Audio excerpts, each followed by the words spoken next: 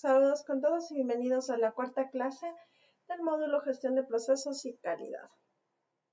En esta ocasión trataremos el tema normas de calidad para bioemprendimientos amazónicos, en la que desglosaremos lo que son las normas de calidad y para qué nos sirven, los principales tipos de normas aplicables, desafíos para cumplir estas normas en el contexto amazónico, cómo empezar a implementar las normas de calidad y cuáles son el rol de las certificaciones en la valorización de productos amazónicos, algo muy similar con las certificaciones. Las normas de calidad. Primero tenemos que saber que las normas de calidad son los documentos técnicos que definen cómo debe ser producido, manipulado, procesado, comercializado un producto determinado. Estos productos deben cumplir con criterios mínimos de calidad, inocuidad y trazabilidad. En Ecuador existen algunas instituciones que rigen las normas de producción. El ARSA, por ejemplo, normas sobre seguridad e inocuidad alimentaria. El INEM, las normas técnicas y reglamentos para alimentos, etiquetados, empaques. MAC y el Ministerio de Agricultura y Ganadería, junto con Agrocalidad, por ejemplo, el certificado o las normas de buenas prácticas agrícolas, registro sanitario de los predios, etc. Estas normativas establecen los parámetros que organizan o que garantizan los productos seguros y de calidad. Permiten también la comercialización entre mercados formales y generan confianza en los consumidores. ¿Cuáles son los puntos importantes de las normas de calidad? Protección del consumidor, garantizar la salud y la seguridad de quienes consumen estos productos, así no sean con fines alimenticios. Acceso a mercados, facilitar las entradas a canales de comercialización formales, tanto a nivel nacional como internacional. Este valor agregado el que nos va a permitir diferenciar nuestro producto fortaleciendo la crianza del cliente. Aquí es muy importante que nosotros tengamos presente el que debemos vender un producto con una historia. ¿Okay? Muchas de las veces para todos los productos que salen a partir de recursos naturales, concebidos como bioemprendimientos, es muy necesario que tengamos una historia, una trayectoria de nuestro producto, algo que nos ayude como que a revalorizar, a posicionar nuestro producto. Y obviamente todo cumplimiento o el buen cumplimiento de normas de calidad nos van a ayudar a prevenir sanciones, evitar decomisos de materia prima, de materias o de subproductos o de los productos como tal ya obtenidos. Multas y cierres que van a afectar la continuidad de nuestro negocio. Dentro de las normativas de inocuidad alimentaria tenemos que entender que son todas aquellas que evitan la contaminación física, químico-biológica de un alimento. ¿Cuáles son los requisitos? Que tenemos que manipular el producto o la materia prima con nuestras manos limpias, con guantes, cuidando siempre todos los niveles de Celsius. Ver el agua conocer las fuentes de agua, que sean aguas seguras, que sean aguas limpias, que no tengan el contacto directo con fuentes de contaminación, aceites, grasas, sólidos. Superficies limpias y de fácil desinfección, donde estamos trabajando, lavabos, mesones, mesas de aluminio. Envases libres de residuos tóxicos. Otra, ¿no? Sobre todo si estamos trabajando con con botellas o envases plásticos.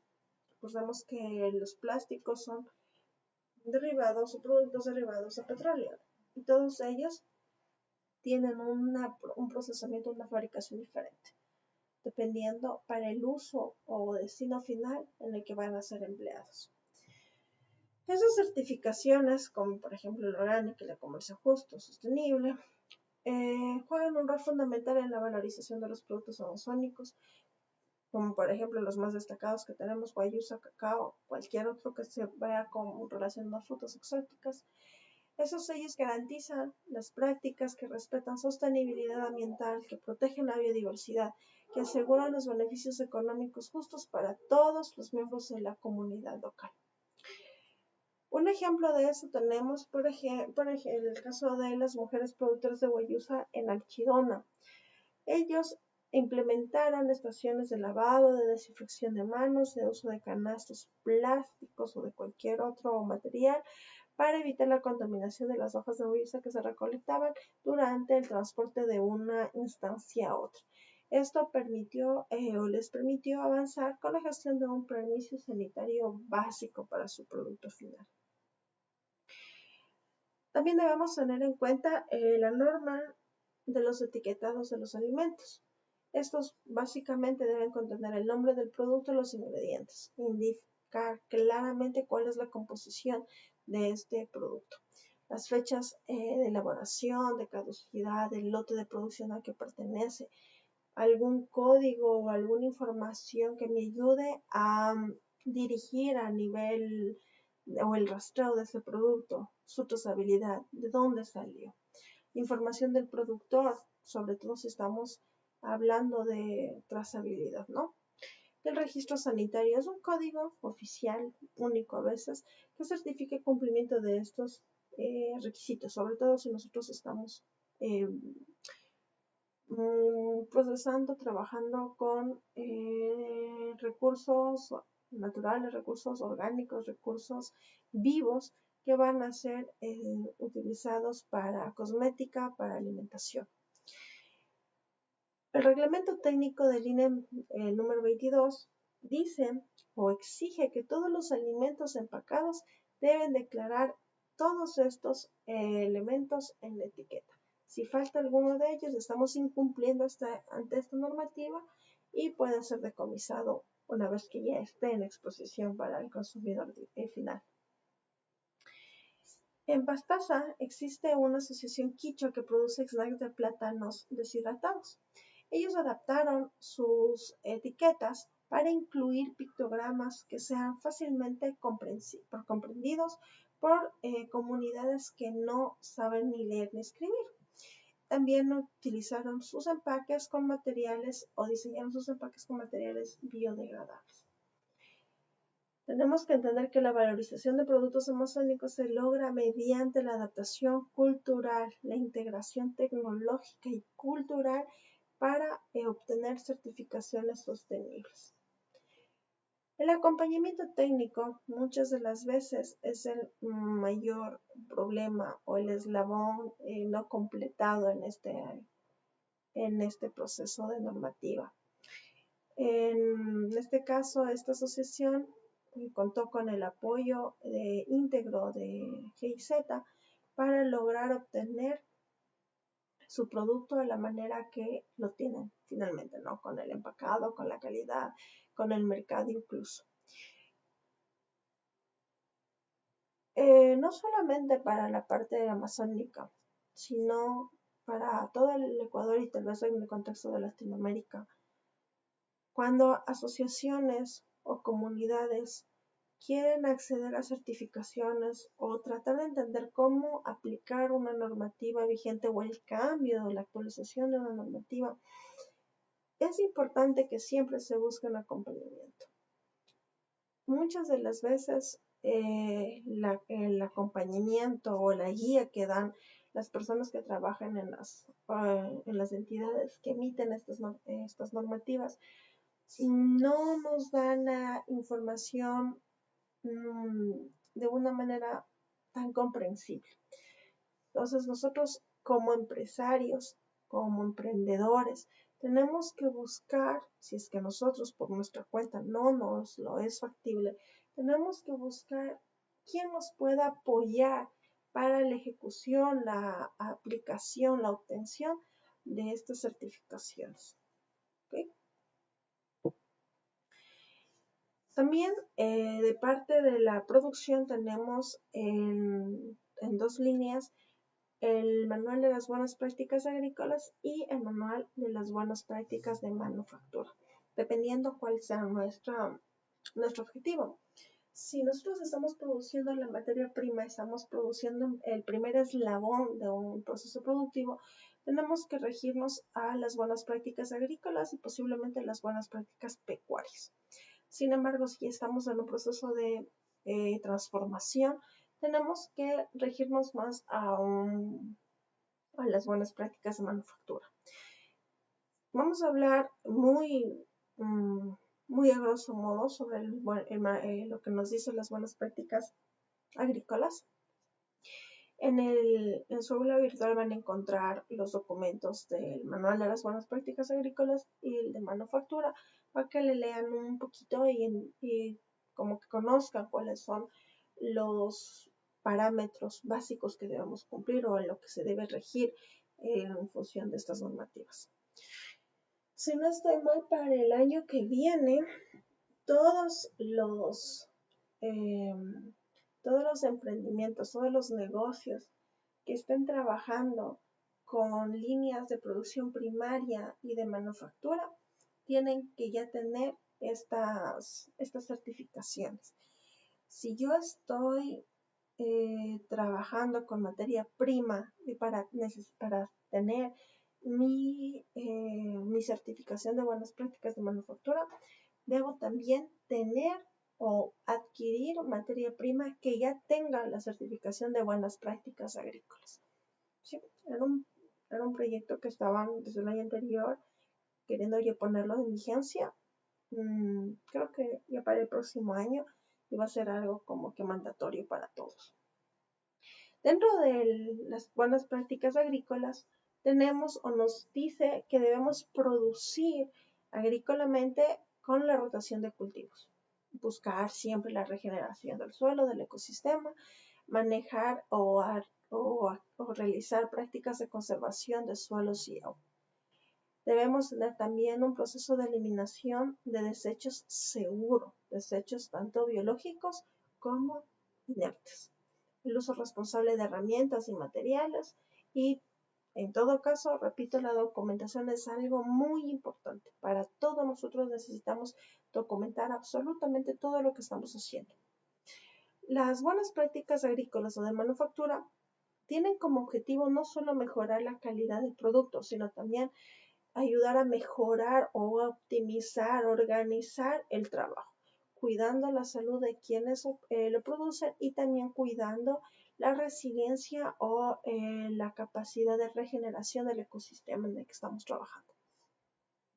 Por ejemplo, el Centro de Acopio del Cacao de la nacionalidad Shuar en Sukua obtuvo la certificación de buenas prácticas de manufactura básica con el apoyo de Agrocalidad, permitiéndoles vender pasta de cacao a un comprador nacional, garantizando los estándares de limpieza y trazabilidad. Esto es importante si nosotros luego vamos o nuestro producto viene o tiene previsto salir del país con fines de exportación. Las normas de sostenibilidad y justicia social. Aquí nos dice, hay 3 ejes principales, que es el biocomercio ético, el comercio justo y la certificación orgánica. En el biocomercio ético hay que respetar la biodiversidad, los saberes ancestrales y el reparto equitativo de los beneficios a toda la comunidad. Comercio justo, precios justos y condiciones laborales dignas, cuidando sobre todo al productor de mi materia prima. Y la certificación orgánica, pues garantizar que estamos produciendo sin agroquímicos tóxicos, siempre buscando un enfoque ecosistémico, un enfoque regenerativo, una producción resiliente, sostenible, sustentable. Un ejemplo de ellas, por ejemplo, es la cooperativa Huiña, que está conformada por agricultores quichos, como decíamos. La asociación como tal cuenta con algunas certificaciones, dentro de ellas la certificación orgánica y de comercio justo. Pero también estas certificaciones abarcan o tienen que abarcar a los agricultores o a los productores que no están asociados, pero que aportan a mi cadena productiva. Y por eso, cuando tenemos el caso de que somos una asociación, somos un organismo que está asociado, que tiene normas y tengo colaboradores externos, tengo que garantizar que esos colaboradores externos también produzcan de la misma forma que nosotros requerimos, porque si no, nuestro producto tendría una variabilidad innecesaria y luego obviamente una calidad cuestionable, que es lo que no queremos. ¿Sí? ¿Cuál es la importancia de las normas para la sostenibilidad? El equilibrio ecológico, porque deben promover propuestas o prácticas respetuosas con el entorno natural amazónico en este caso. La inclusión comunitaria, porque fomentan la participación equitativa de todos los actores, tanto directos como indirectos. La proyección internacional, fundamental para quienes buscan acceder a mercados diferenciados que valoran este término de sostenibilidad. Las normas de calidad permiten que los emprendimientos locales accedan a mercados especializados, donde obviamente los productos van a tener una valoración extra por el origen, por ser sostenibles, por su impacto positivo en las comunidades o en el ecosistema en el que están ubicados. ¿Cuáles son los desafíos que nosotros tenemos para cumplir estas normativas? Primero, la falta de información.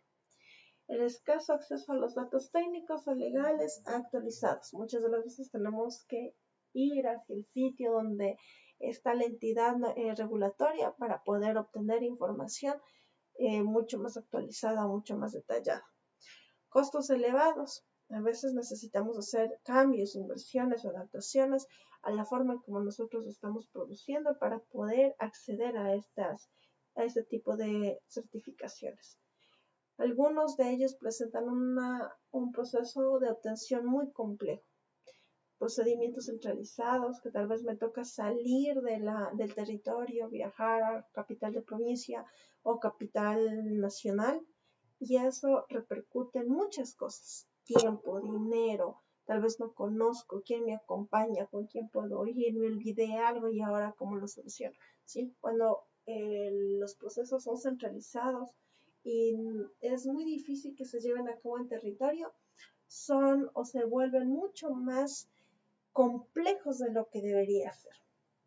La desconexión cultural, porque muchas de estas normas están estandarizadas para formas industriales de producción.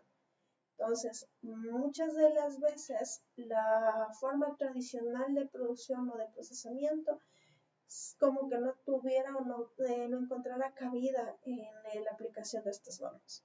¿Ya? Estos desafíos requieren soluciones adaptadas que reconozcan la realidad del contexto en donde estamos trabajando. Es fundamental desarrollar normativas que respeten los conocimientos ancestrales mientras van garantizando la calidad de nuestro producto, creando puentes entre lo tradicional y lo técnico. No tenemos que crear una competencia entre lo uno y lo otro, debemos tratar de integrar las dos cosas. ¿Cuáles serían las mejores prácticas para el cumplimiento normativo? Adaptaciones locales. Aplicar normativas simplificadas para pequeños emprendedores. Por ejemplo, tenemos la guía del ARSA, que está desarrollada para microempresas alimentarias, adaptando los requisitos en nuestro contexto. La certificación participativa, es decir, que los interesados estén siendo parte activa en los sistemas de certificación. Aquí usualmente los que intervienen son ONGs o asociaciones que reconocen y valoran estos métodos tradicionales de producción, mientras que garanticen los estándares básicos, al menos, de calidad. Tecnologías apropiadas. Implementar soluciones en función de la realidad, en función del contexto en el que se encuentran.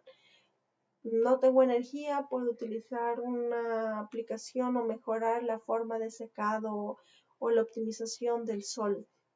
Filtros artesanales, no tengo la capacidad o es complicado para mí llegar a tener los filtros convencionales para un sistema de, no sé, para un sistema de filtrado, una fermentación o lo que sea. Puedo hacerlo yo, ¿sí? ¿Cómo podemos hacerlo? Empaques ecológicos. ¿Qué materiales vamos a utilizar? ¿Cuál va a ser la forma que se van a producir estos empaques? Todos estos deben cumplir con los requisitos normativos que respeten los valores culturales y ambientales en los que se están desarrollando.